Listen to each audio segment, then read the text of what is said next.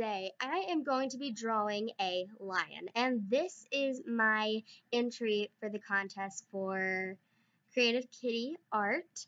And the theme of the contest um was cat, well, or kitty themed or anything like that.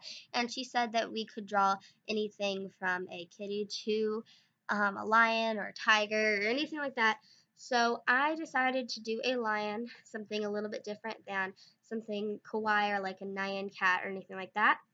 But I am very happy how this turned out. I did play around a whole lot with my Copics, as you can see, and all of the colors that are in his mane are meant to represent like nature and king of the jungle sort of feel, you know what I mean? And it was sort of weird with the paper. It was sort of like bleeding through. I don't know if I used the wrong side of the paper, but it doesn't matter. It turned out good anyway.